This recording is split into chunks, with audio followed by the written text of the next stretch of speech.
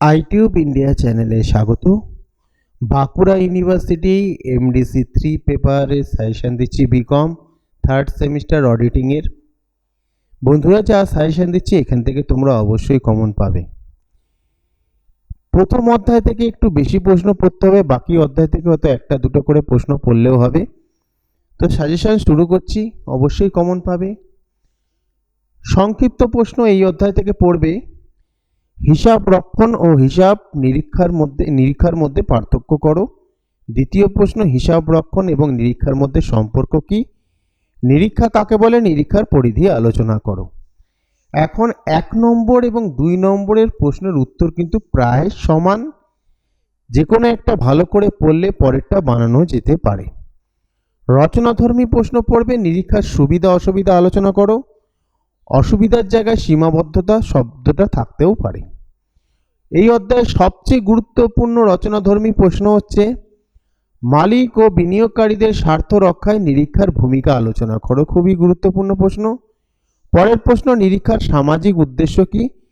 অথবা নিরীক্ষার উদ্দেশ্য আলোচনা করো।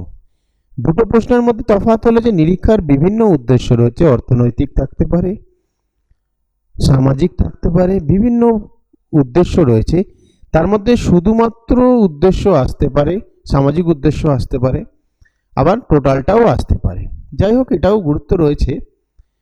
পরের প্রশ্ন, অন্যতম গুরুত্বপূর্ণ প্রশ্ন, একজন কোম্পানি নিরীক্ষকের অধিকারগুলি আলোচনা করো। নেক্সট অধ্যায় থেকে একটি মাত্র সংক্ষিপ্ত প্রশ্ন পড়তে হবে। পর্যায়ক্রমিক নিরীক্ষা এবং ধারাবাহিক নিরীক্ষার মধ্যে পার্থক্য করো। একটাই রচনাধর্মী প্রশ্ন পড়বে, সংবিধিবদ্ধ এবং অসংবিধিবদ্ধ নিরীক্ষার মধ্যে পার্থক্য করো। পরের অধ্যায় থেকে সংক্ষিপ্ত প্রশ্ন পড়বে, অভ্যন্তরীণ নিয়ন্ত্রণ ও অভ্যন্তরীণ নিবারক ব্যবস্থার মধ্যে পার্থক্যগুলি কি কি এবং অভ্যন্তরীণ নিবারক ব্যবস্থার সুবিধা কি। এটা একটু এক্সট্রা লিখে ফেলেছি, যাই হোক। রচনাধর্মী একটি পড়বে, অডিট পরিচালনায় অভ্যন্তরীণ চেকিং এবং অভ্যন্তরীণ নিয়ন্ত্রণের ভূমিকা নিয়ে আলোচনা করো। অত্যন্ত গুরুত্বপূর্ণ প্রশ্ন, একটি মাত্রই প্রশ্ন দিয়েছি। ভাউচিং থেকে এইটা বাদ দিয়ে দাও, এটা বাদ দিয়ে 2 নম্বর থেকে স্টার্ট করছি। ভাউচিং এর উদ্দেশ্য কি? ভাউচিং এর গুরুত্ব আলোচনা করো। নগদ ক্রয় সত্যতা যাচাই কিভাবে যাচাই করবে। তিনটেই গুরুত্বপূর্ণ রয়েছে, পড়তেই হবে। রচনাধর্মী কোনো প্রশ্ন দিলাম না, যদি রচনাধর্মী প্রশ্ন আসে এই তিনটে থেকেই আসবে। পরের প্রশ্ন, পরের অধ্যায় থেকে প্রশ্ন, সংক্ষিপ্ত প্রশ্ন, টিকা লেখো।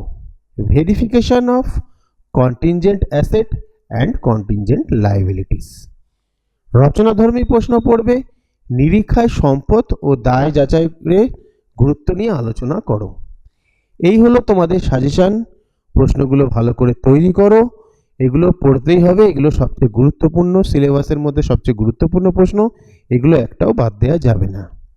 হয়তো ফাইনাল একটা সাজেশন দিতেও পারি, তবে আমার মনে হয় না ফাইনাল সাজেশন দিতে হবে।